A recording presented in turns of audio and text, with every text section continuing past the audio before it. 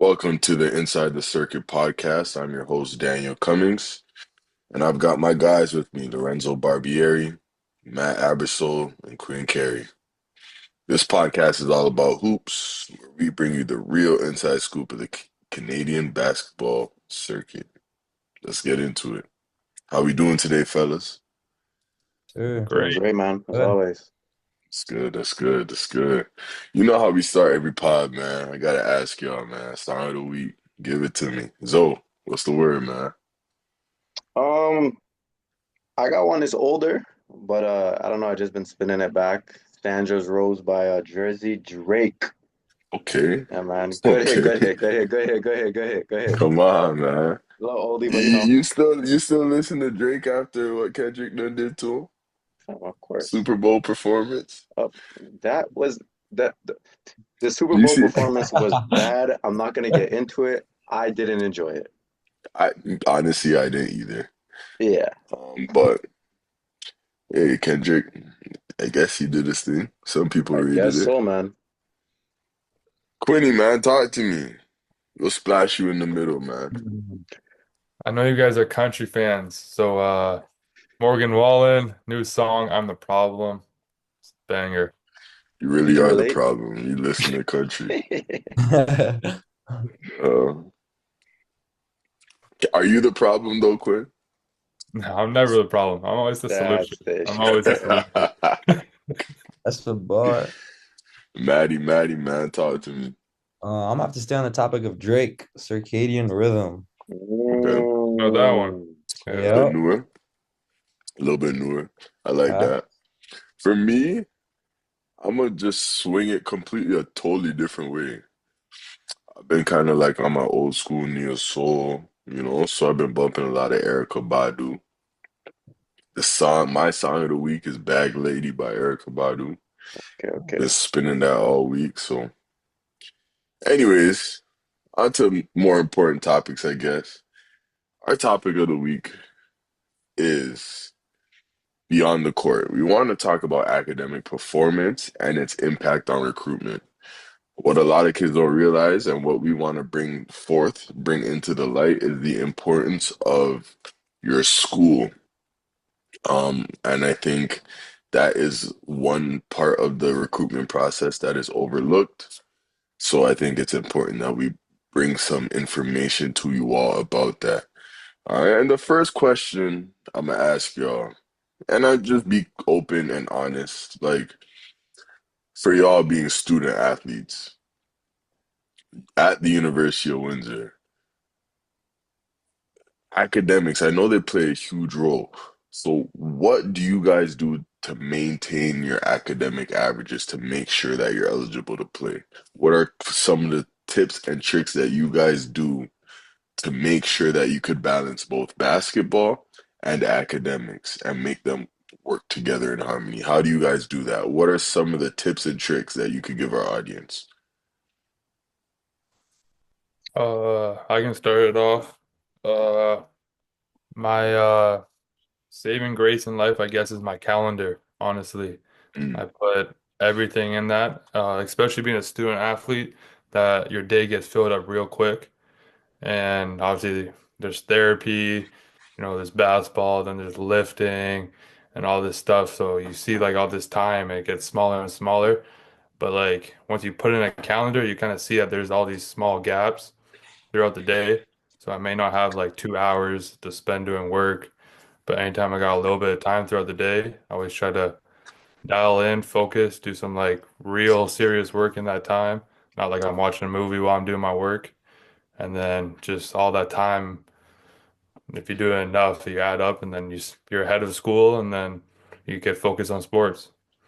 that I think with you too, what that is accountability, right? You're holding yourself accountable, right? You're making sure you have something that is physically showing you what you Mm, have to do. And if you choose to ignore it, it's gonna bother you. You know what I'm 100%. saying? It's gonna bother you. Like whenever I put stuff in my calendar and I ignore it or I don't do it, I look back at the day and I'm like, man, yeah, I tweaked. You Hmm. know what I mean? Yeah. What about you though, man? Talk to me. What are some of the ways you manage both? I guess to Quinn's point, that's like one of my main ones. What I try to do is like every semester, um, I usually go in like an Excel spreadsheet, like a Google Docs, and I get like all of my assignments, the dates for them, midterms, finals, all that, and just kind of list them up for each class. And then I go on my actual phone calendar and then input all of them with like, I don't know, like a 2 day advance notice for majority of them or whatever. And then that kind of helps me stay on top of what I have coming in the following weeks or whatever. And then another one I would say is just time management. Like you don't really, I think a lot of us underestimate how much time we actually do have in a day because we do waste a lot of it just either on our phones, gaming, heck, just like laying in bed half the time, right? Like a lot of us, we waste time, and you do have a lot of time that you could use. So time management is like honestly the biggest thing. Just figuring out when you can relax, when you should relax, when you have to lock in, whatever the case may be. And then the last one I'll say is just like if you can get ahead of things, right? Like if an assignment's due a week from where whatever the date may be, but you can do it now. Why wait until Sunday when it's due when you can just kick it out on the Monday? You don't have to stress. You don't have to think about it. Like if you have the time, just get ahead of the stuff that you're doing. And honestly, those are like the three main things that kind of help me stay ahead of the curve, I guess, whatever you want to call it. But yeah. Absolutely. Maddie, talk to me. Is there anything that you do outside of what these two do already? Not exactly. Those are really good points, but I would say for me, it's the weekend. So I use the weekends to do everything I have to do for the week. So all the Mm, assignments I have to do for the week, like I do the same thing for time management. My calendar is booked. I put all the dates. I look at the syllabus and I put all the dates that I need to know, all the assignments and stuff, the exams, the midterms, etc. So I usually use the weekends to do everything I have to do throughout the week. And I'm the king of procrastination. Like I procrastinate so much, and it's normal. Like everyone does that. yeah, Trying to stay away from that bad habit is the best thing you could do for school. I love that. So you know what though, like now I'm in the role. I'm in a teaching role now, so Yeah. I'm kind of seeing the other side of things. And one thing that I've noticed, like amongst my students, and even when I was Mhm. playing, like in high school or university, what Maddie said was that P word, procrastination. Like I'm the type of teacher, or I give a lot of class time, and I see a lot of kids just piss it away, Mhm. talking to their friends and whatever. And then I know some of my students now, when they take their work home, I know they're not gonna do it at home. Mhm. So many distractions at the house, right? So like to piggyback off of Matt's point, understanding when you have time and to maximize your time is one of the most important things, especially Mhm. as someone who is trying to be a student athlete or someone who is a student athlete. um, Maximizing your time and making sure that you are productive in the little pockets of open time that you have is extremely important. So, to the audience out there, school and basketball, they can work together. You Goes just hand gotta in hand, be man. you just gotta be open to adjusting your life. And I'm a big believer in a pyramid. I believe that, humans could focus on three things at a time. And I'm not saying we can't focus on five or six or seven things, but I think for us to be successful, we need to have a pyramid. Whether it's, for me, my personal pyramid is family, God now, and my job. Those are my those are my pillars, right? I don't know what, at a certain time it was God, family, and basketball, or God, school, basketball, like Mhm. three things that I could put most of my time into, right? So I think one of the important things of doing that is understanding what your pillars are and making sure that academics is one of those pillars, especially if you have the goal of trying to get recruited to play at the next level. Mhm. I think this segues perfectly into our next topic or question or prompt, depending on how you want to swing it. why is academic performance just as important as athletic performance when it comes to getting recruited and just sports in general? I've seen this kind of idea come up a lot. Dumb teams don't do well. Mm. Yo, Uh, it's crazy to say, but and it's been proven. Like I feel like all my years of playing university sports, the best teams that I've played on have had like the highest team GPAs, Mhm. and there's a correlation. So let's talk about that. So, like, why do you think that's the case, man? Talk to First me. off, so like your point, I think the correlation comes from just the fact that they can be accountable and they can lock in. If you're able to Hmm. like lock in on school per se, like something you don't really want to do all the time, if you're able to really lock in and just do that, then trying to be accountable and hold others accountable and lock in on the court is it's easy, That's right? the So to easy your part, point, yeah. that's the easy part. Like if you can lock in on the things you don't want to do, when it comes to like the thing that you enjoy doing, having fun, it's easy, man. So I think to your point, that's what that is. And like, yeah, man, academics is a huge part of athletics. Just from Yeah, like starting from like a recruitment standpoint, it's so much easier for a coach to recruit you if you have good grades. They don't have mhm, to go through the hassle of trying to write letters to the school or the university or wherever you're going to try and be like, oh, can we get this person to this program or whatever the case may be? They'll do this and this and this to try and it's a hassle, right? It makes it harder for the yeah, coach recruiting. Two, a lot of times you have good grades, you have like 80s averages, 80 or up, whatever. You get like the entrance scholarships. That's more money in your pockets. It's easier on you. Um, yep, and like even when you get to university, to uphold your scholarship that you're now getting, you need grades. yeah, And also it's like every aspect of your athletic career from high school all the way to university. I'm not gonna say the pros because obviously you're out of school, but at that yeah, point, the only way you got this because you did what you had to do on the court and off the court, right? yeah, So, I've to that point as well. I've seen some things like I've been in programs where one of my teammates played basketball for the first half of the year, first semester, and then the second semester his grades weren't good enough and he couldn't play. So if that should be your motivation to do good in school, let that be your motivation. If you want to play basketball, you have to put school first because if you don't have the grades, then you can't play basketball. Um, no facts. You so know, the one thing that always sticks out to me is like even when we talk about the NCAA and all this stuff, there's kids that have dreams of being Division 1 athletes, right? And one thing that they don't realize that they have to clear is the NCAA clearinghouse. Like they have to make sure that they have grades that, knock down the expectations of the clearinghouse. And a lot of guys are like, yo, they're getting recruited by this school, that school, this school, that school. When it's time to submit paperwork, you ask them where they're going, they're like, ah, I gotta go JUCO because I didn't have grades or I didn't have mm, this, I didn't have that. One thing I want to say to y'all, the academic portion, don't look at it as a sacrifice. Look at it as something, just look at it as like going to the gym to lift weights. mhm. It's something you have to do to be successful, right? mhm. Basketball and school go hand in hand. And look at it through this lens. Like this one of the who would you say is one of the smartest basketball players Okay, That we know, that we know in this era? Anybody. Chris Ron Paul. James. We got Chris Paul, we got LeBron James.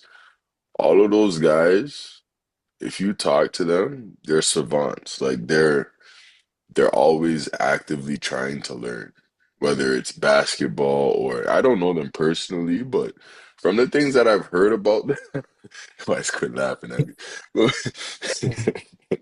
But I Was it don't the know them Savants? Was personally. this the Savants, Quinn? No, they're all no, it's true though. Am I That's lying? facts though.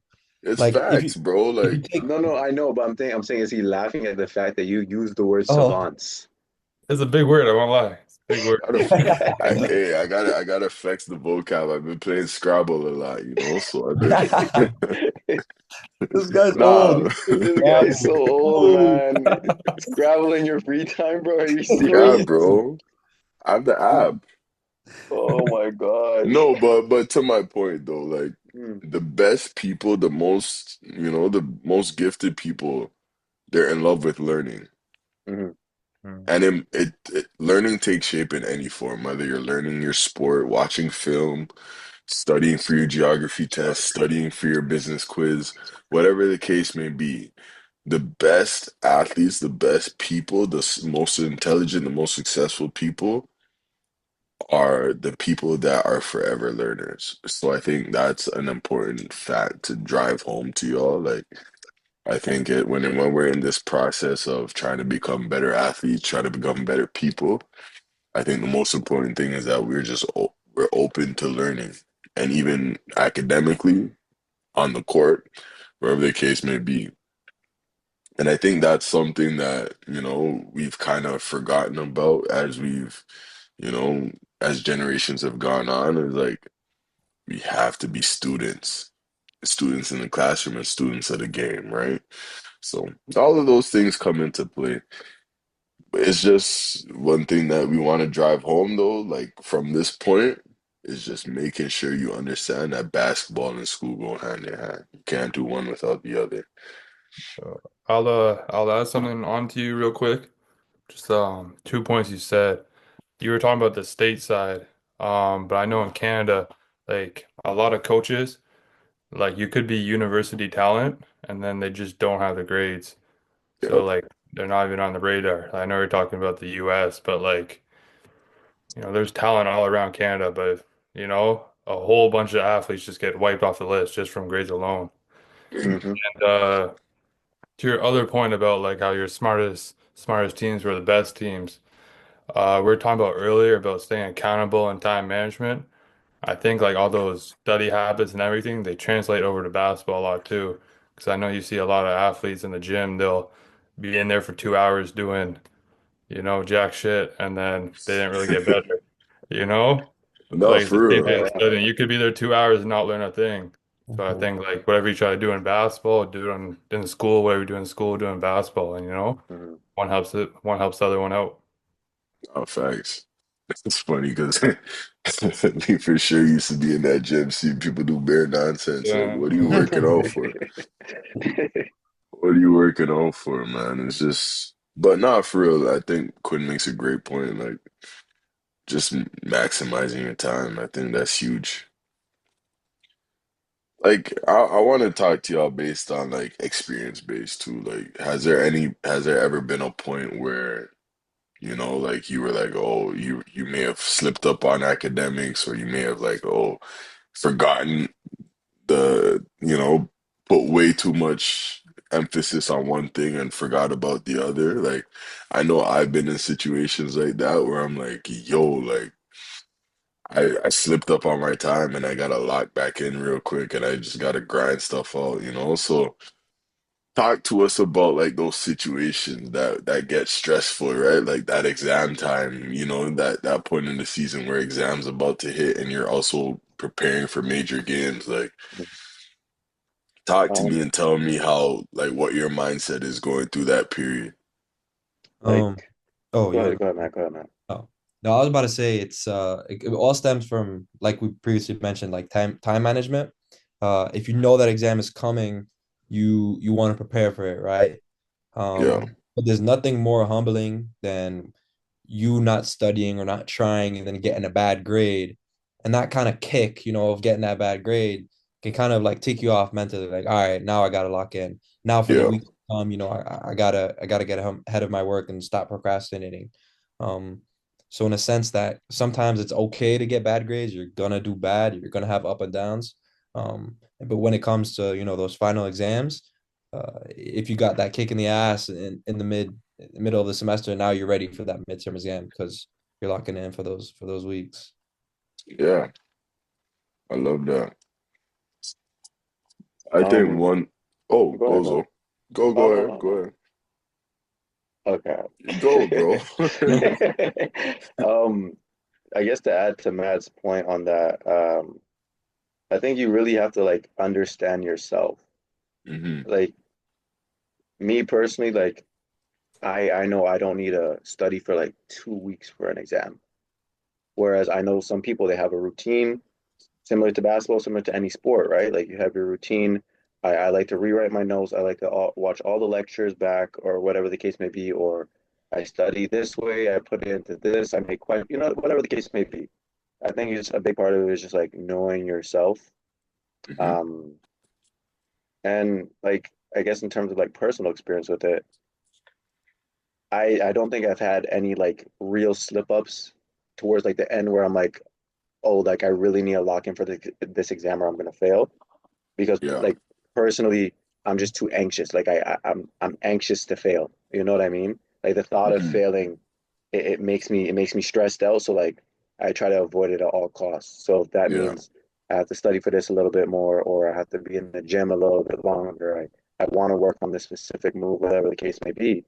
Um, like personally, that's just experience wise. But like I said, everyone's different. You have to know yourself, right? Yeah. Absolutely. One thing that I've learned, like Mm, from being a student, even being a teacher, like in this phase that I'm in now, the term "it takes a village," I think that means a lot. Even like in academics, even being a student athlete, like understanding that you're not by yourself, mm, right? Like go to your professor's like meeting hours. Do it. Go talk to your professors, right? Go find a group of students that are in your same major that are taking the same classes with you. Talk to people, right? And I think as an athlete, you kind of get labeled as like unapproachable in a lot of senses. yeah.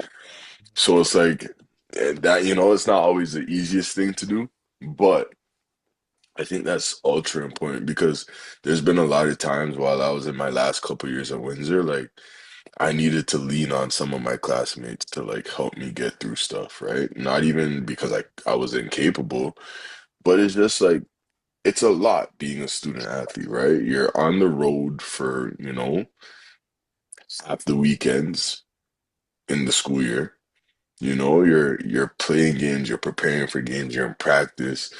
You gotta sleep, you gotta eat, you gotta do so many things to keep your life flowing that sometimes it's hard to maintain the academic portion of it. So it's important that you could have like people and students to like help you get through those times, right? And I know everyone can attest to this where they've like reached out to a peer to like help them with an assignment or like, give them some notes that they, for the classes that they missed because of this road trip, like we've all been in that situation, right? So one piece of advice that I would give is talk to your professors, talk to your teachers, talk to your classmates. Make sure that you have them on your side because there's going to come a point in time where you might need an extra day or two on an assignment. You might need to, retake a test. So having those people on your side and showing that you care is ultra important. And I think as athletes, that C word care, especially in the academic, portion of school, is super important. Showing your professors that you care goes a long, long way, right? And I know everyone can attest to that, right? So, and that's the most important thing that I want to get through to some of you guys is just understanding that caring is probably the most important thing. To that point I as agree, well, man. I agree. it's always good also to go to your professors as soon as like the first class starts to tell them you're a student athlete because they know what you're going through and then they could put a put a name to your face, right? Not just see you in class and they don't know who you are, but you tell them you're an athlete and then they immediately know what you're going through and they'll immediately be more lenient to give you those extra 2 days. Absolutely. And like, being an athlete, it holds weight. So like understanding that you could use this and not use it, not abuse it, but like just make sure you use it to make sure that you even out the playing field because the regular student doesn't have to miss class for road trips. Mhm. You know Mm, what I mean? Like there's times where we miss 2 days of class, 3 days of class because we're going to Nipissing, we're going to North Bay, we're going to Thunder Bay, or, like we're going to Ottawa, like we're going somewhere far, right? So the average student doesn't have to deal with that, but yes, like Maddie said, let your professors know your background. Talk to them. They're humans. They want to help. That's why they're in education. It may not seem like it, but in most cases, they care. They want to help. So talk to them. Be open. Be vulnerable. Right. So as we kind of move on, this is kind of our last topic of the day. We'll go with this prompt right here. We want to talk about athletics and academics, but there's a third portion of it, right? It's the mental well-being, right? I think one thing we could do is understand how ways that we could cope with, the pressures of being a student athlete, right? So we understand time is sparing, but I want to talk to you guys about a couple ways that you guys, or a couple of things that you guys do to kind of deload when it comes to a full day after you've had class, practice, a weight training session. How do you reload or deload your mental? What are some ways that you guys kick back and relax? For myself, it's honestly these guys right here. A little bit more than just these two, Yeah, but whatever it is, whether it's just gonna go get some wings or just chilling at the house, like when you're just with the guys, you don't really think about much. So, and I think that's when honestly all that stress and anxiety from all that we deal with is just because you're thinking about, oh, I'm doing this, I gotta go do this thing, and after that. But it's always nice after a long day or whatever, a long weekend, and just chill down, chill with the guys, whoever it may be. It's always the good reset. That's what I like to do. yeah. Be around love, man. That's all. I Yeah. find that's huge. Just be around some love. Be around people that love you and care for you, man. That's huge. I would say, watching shows, man. Just doing something you enjoy, sitting down, watching something nice on Netflix. Maddie, what you be watching, bro? Right now, I just started Breaking Bad again. Oh, again, okay. Keyword I'm again. not rewatching it. I started season one and I didn't like it so much, but people tell me it's good, so I'm rewatching it. That's one of the greatest shows ever, bro. Yeah, I need to X told tap me in. that today. Huh? Hmm? I was talking to X. He said the same thing. Yeah. That's one It's of one of the the, greatest bro. shows. Oh. Bro, that show, it's a slow build up, but it's just so good. I like the build up. I like the build up. So, man, what do you be doing? I know, watch, you gonna say video games. All right, man. Video games. I be hearing Okay. it, huh? One of them, obviously, it's exactly what Quinn said. Um, Hanging out with the guys, chilling. Like even like I live with Matt, I live with Luke. Like even like just us, like me going to one of their rooms or just chilling in their rooms, talking with them. Like helps me relieve stress. Me and Matt, we love sitting at the kitchen table and we watch Sidemen Among Us together. Oh Like yeah. that's like one of my biggest things. I love doing that. Yes, DC video games. I do love video games. Helps me, because yeah, you hop in the hop in the P5, Yeah, homies are at the man. party, you guys are talking, you're not really thinking about anything, you're just vibing. And you guys can have like real conversations without, you know what I'm saying? What you be playing, so? Uh Other people. yeah, well, Brawlhalla for sure. Ah. Yeah, for sure. You know that, Matt. COD, a little bit of NCAA, Matt, like the football, Madden too. That's really all I be playing. I don't know. If a new You game don't comes play out, my friends want to 2K, try it. bro? I hate 2K, bro. I don't play that. Yeah, I'm done with I 2K. hate Are you 2K, man. are you a basketball player that doesn't play 2K? I don't like 2K, bro. Like I haven't bought a 2K since 2K16. If someone didn't game share with me or something, I didn't. I just don't play it. I get it. I get it. Yeah. And like I guess like my last one is just like stretching. Like I like put it So, on like Matt said, put on a show that you like. I turn the TV, and I just roll out, I stretch and I relax. Yeah. I That's kind of like like how I that. relieve my stress, whatever, help my mental. No, that's love. What about you, Sizzle? How do you get home from work dealing with all these kids? Nah, for me, I said it earlier, man. It's just being around people that I love, like Mm, my niece, my nephews, like my family. And like now that I'm out of hooping, mm. coaching has been kind of Yeah? something that I've kind of gotten into that I've found that helps relieve my stress. It's stress inducing. Yeah, I was gonna say, Don't isn't get it me like the other wrong. way around normally? It is stress inducing, it is, but I think the the bigger picture is stress relieving, if that makes sense. Like Fair enough. seeing the kids get better is kind of like, oh, it gives you kind of reassurance as to why you do it, right? Mhm. Um, and yeah, you see the controller right here. I just finished like playing hella rounds of 2K, so I've been bumping that, man. I'm a video game head. I'm getting low key getting back into the game, so You gotta give yeah, me your man. PSN, bro. You can play Yeah, something. absolutely. We'll do that off stream. Yeah, yeah, send Got my way. you. But I want to appreciate everyone for coming out and tuning in tonight. That's episode 4 out the way. So appreciate everyone for coming. This is the Inside the Circuit podcast, and we're signing off for tonight. Peace out. Later. Later. Yeah.